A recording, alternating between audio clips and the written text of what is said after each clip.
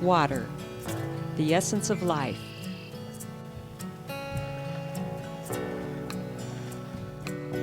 Without it, the land is barren and dry. Conversely, too much water is as problematic as too little. Changing the natural flow of waterways has resulted in both conditions in western Nebraska.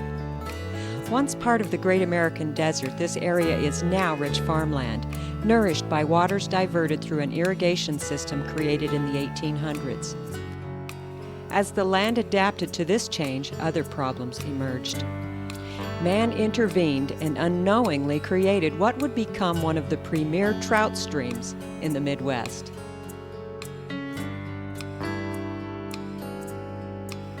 Nine Mile Creek is a man-altered drain that has, over a span of nearly a century, taken on the characteristics of a spring-fed creek.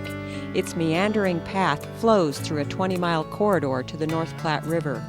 It's fed by water seeping from the large irrigation canals and smaller springs in the area north of the headwaters. As it travels south toward the North Platte River, it increases in size and flow. Ironically, what is now known as 9 Mile began life as Hope Creek in the late 1800s, a creek born of necessity to control the ravages of flood runoff from the expansive hills north of Minutair, Nebraska. 1909 is the first year they irrigated, the first year that they delivered water through this system. And it was a few years after that before the seep got so bad. And then the seep, these places north started to turn into swamps. And that's when they dug a ditch down and started 9 Mile. With the taming of the waters, landowners in the 80,000-acre basin could begin to utilize the once flooded fields to grow a variety of crops, including corn, alfalfa, dry edible beans, sugar beets, and potatoes. Non-productive lowlands were managed to become grazing areas for livestock. As the creek matured, it became one of the North Platte River's upstream tributaries. Its cold, clear, and quick-flowing waters rippling over a gravel base created an ideal nursery for spawning trout that made their way west from Lake McConaughey near Llewellyn. The fish came, and so did the sportsmen. 9 Mile Creek gained a reputation in the 1950s with her reported abundance of fat and fighting 17 to 24-inch trout. The humble drain had evolved into a premier Class A cold water trout stream. They called it the Lake McConaughey strain of rainbow that was introduced, and these rainbow would grow in Lake McConaughey, and then they would come up into this tributary to spawn. And it wasn't anything to, in the 40s, 50s, 60s, and 70s, to catch rainbow trout that were at least 24 inches in length and weighing 3 and 4 pounds. And it was just a real benefit, a real tourist attraction, as well as a bonus to the people that lived on the 9 Mile. To have one of those big trout on the end of a fly rod was a thrill of a lifetime. As 9 Mile evolved into a spawner's haven and sportsman's heaven, the creek also began to change in appearance. The complexion of a once clear prairie channel of native grasses became marred with an adolescent-like dotting of non-native and invasive trees. Just as man had introduced and developed the channel to manage the water, trees were introduced to help manage a wind-swept prairie. The Russian olive species was selected by early conservationists for its rapid growth and drought-hardy characteristics. It's easily recognized by its gray-green foliage. The Russian olive filled quickly into tree rows and spread profusely along waterways, both natural and man-made. 9 Mile Creek was no exception.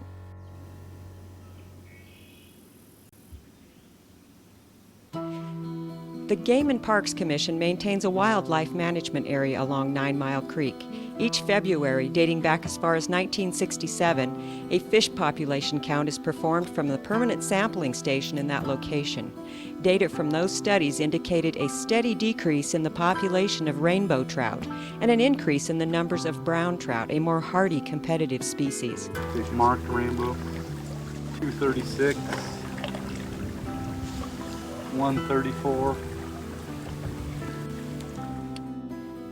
The declining population of rainbow trout raised concerns about the quality of the habitat itself. Silt caused by flood irrigation runoff was identified as a factor in the degradation of the stream. 9 Mile was designated an impaired waters by the EPA after the Clean Water Act became law in 1972.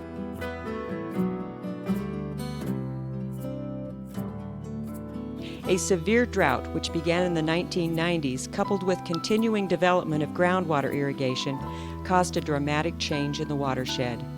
Springs that fed the creek were drying up. By 2003, the water levels in the stream were significantly lower, and trout populations of both rainbow and the hardy brown were declining. It was kind of scary to everybody from a standpoint, obviously, the water levels were much lower, and there was no guarantee, I guess, that flow would continue during the winter. But then there was also the added concern of the temperature was much higher, which is not conducive to fish, especially the trout species. They don't habitat the warm water, and this was much significantly warmer. The in-stream kind of the physical measurements, the physical parameters like dissolved oxygen temperature, there was definitely a significant difference then. The temperature was higher, dissolved oxygen was lower.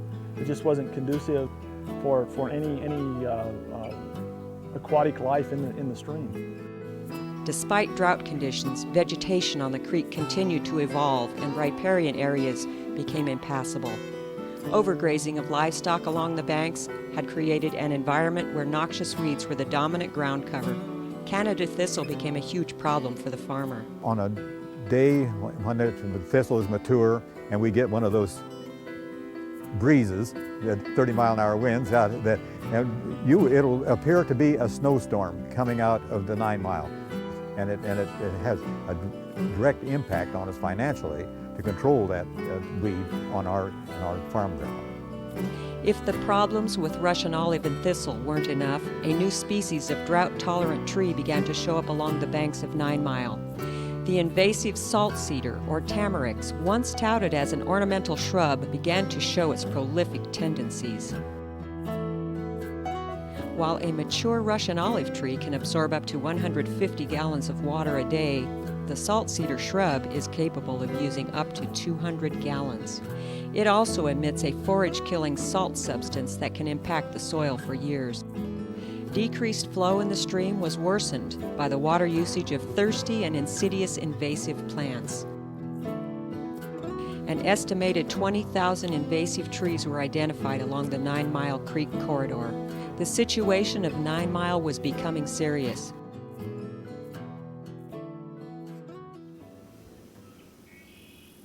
Generations of landowners had witnessed the gradual change in the creek. Spawning trout no longer made their journey from Lake McConaughey because of changed fishery populations there.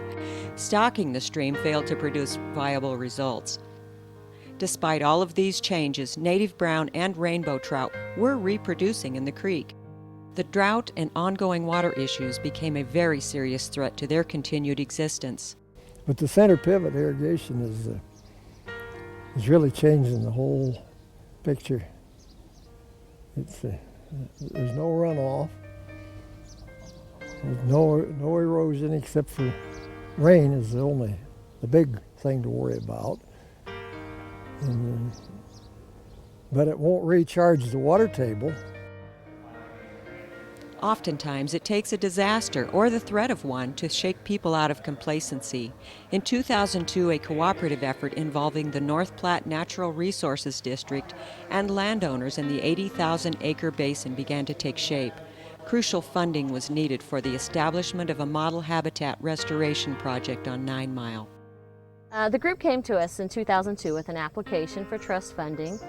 They were interested in restoration activities along 9 Mile Creek, and the trust really thought it was a great application and provided some funding for the first 2 years of the project.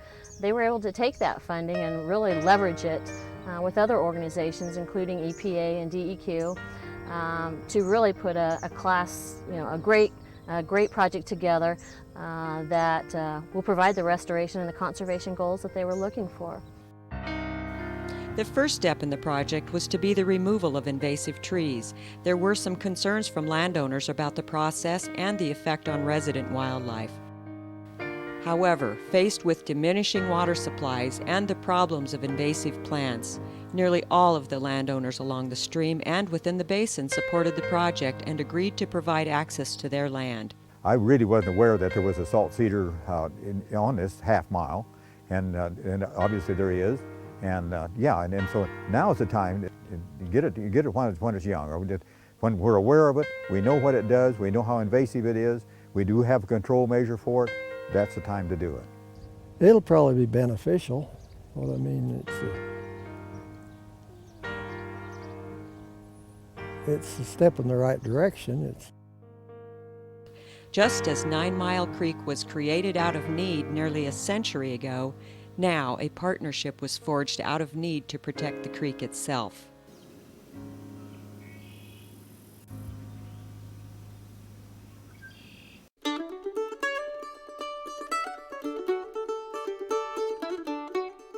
In the spring of 2005, with partial funding from DEQ and multi-agency cooperative support, a huge tree removal effort began.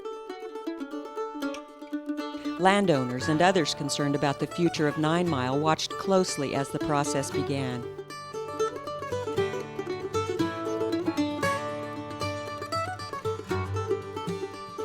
Large Russian olive trees were sheared off at the base. Smaller trees were pulled from the earth.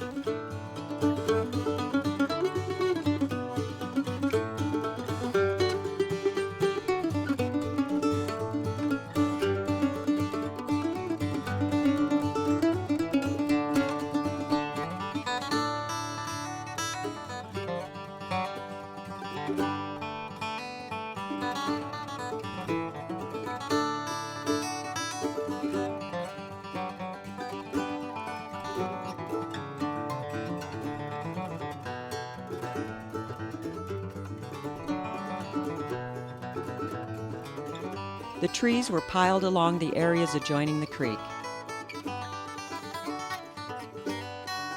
Tree stumps were sprayed with herbicides following cutting to prevent root sprouts. The felled trees were fed into shredders, and large trucks transported wood chips to a local nursery to be used for mulch.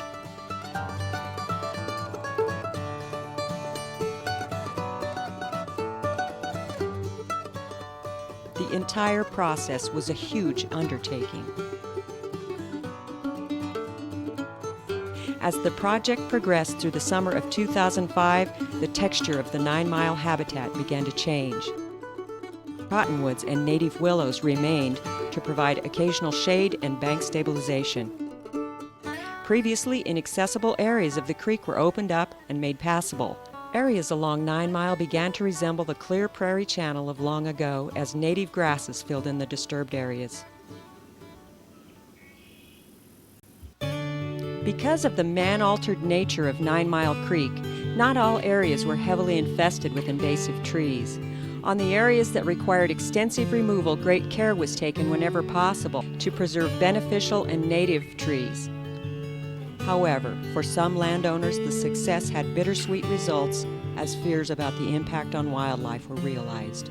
It has always been pointed out that wildlife survives with three things: cover, water, and food. We have destroyed a lot of cover for our wildlife.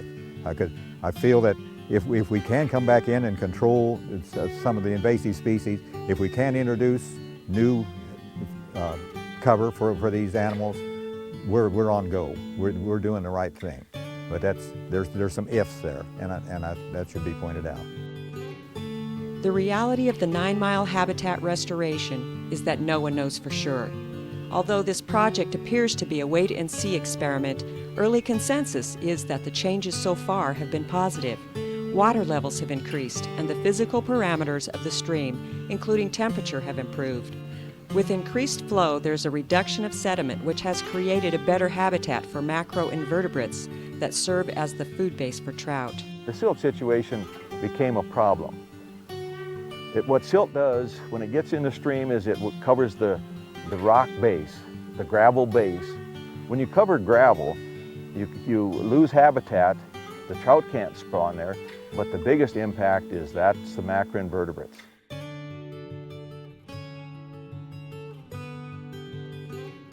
The thing you're going to find with the macroinvertebrates, the more you have, the healthier your stream is. These things cannot live in silt or mud. They have to have clean gravel to live.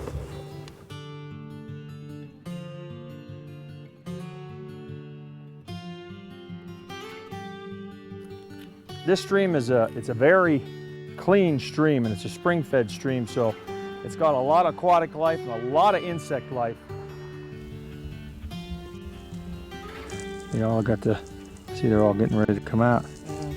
That's what they're eating. That's what they're eating. The caddis. Yep. You see they're inside there. These are their cocoons. That's why the fly fishing is so good in here, because there's so much of this. A lot of these trout, you can tell by the fins on the bottom here, they're starting to get white. They're native fish. They've been born in this stream, and there's just such a variety of size fish. There's anything from 2 inches to 20 inches in here, and there's just a load of fish in here. I don't think I've fished a stream with as many fish per mile anywhere. I really don't, and it's really a pretty fantastic stream. Ah, there you go. Look at that. That fish jumped. Yeah, it did. That was his jump.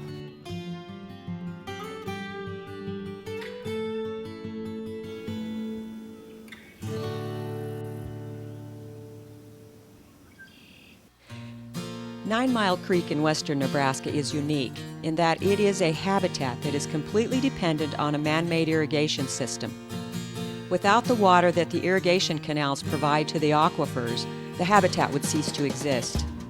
In an abstract sense, there is a partnership at work between nature and man.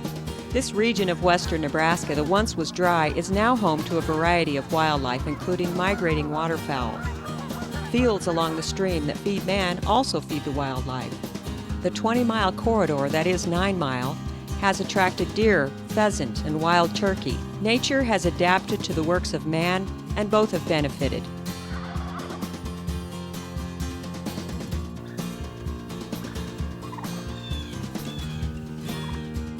Despite initial reservations, the landowners along the creek formed a council to address the problems with 9 Mile, and thus, another partnership was born. We formed a landowners council with public meetings. There's 15 people were volunteered for this council. So this landowner council decided that, well, yeah, we can draw up a management plan and address all the things that are wrong with the creek. The Trust really liked this project because they were taking a partnership approach. They went out and did a lot of the legwork ahead of time. They talked to the landowners, met with the landowners, found out what they really wanted to do, listened to what they wanted to do, and brought all these people together, came up with a project that would achieve these conservation goals, and went out and implemented it. And our goal on this 9 Mile Creek was to reduce the sediment load in here to 25%. And there's many factors that go into that. Buffering was the first thing that everybody thought, well, okay, that's what the best thing is. Buffer zones serve as a filter to reduce runoff and sediment from fields during high water events. However, the shallow-rooted invasive trees and plants that had engulfed the areas along 9 Mile had created a situation where beneficial grasses were not vigorous enough to perform that function. Also, Russian olives had outcompeted the native willows and larger trees with deeper root systems that are effective for bank stabilization. Because 9 Mile had been designated an impaired waters, funds were available through the Environmental Protection Agency for the removal of invasive trees and plants. By creating yet another partnership, the landowners were able to address that issue. Additional agencies have become involved and the partnership has grown. The management plan continues for another 7 years and possibly beyond that. The Trust likes this project so much that we have agreed to another grant award in our 2006 grant awards to continue the work along the stream. We really think this is a project that they will be able to continue with, and it's something that can be duplicated across the state. They've been able to use this project as a showcase for other areas across the state that have similar problems with stream degradation. Tremendous trout cover here at overhanging bank, a riffle, large boulders, small gravel, ideal.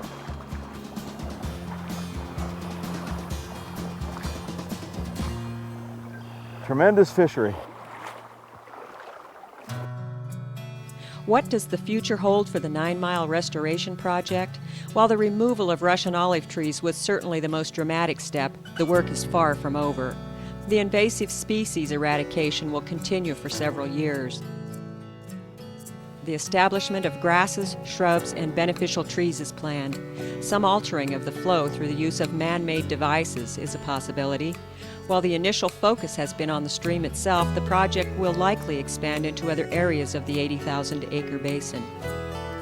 The North Platte NRD and other agencies involved will continue to gather information about the habitat, and that information will be shared across the state and beyond. It is clear that the most important factor in the success of the 9 Mile Restoration is the continued partnership between the landowners along the stream and government agencies. That partnership has become the hope of 9 Mile.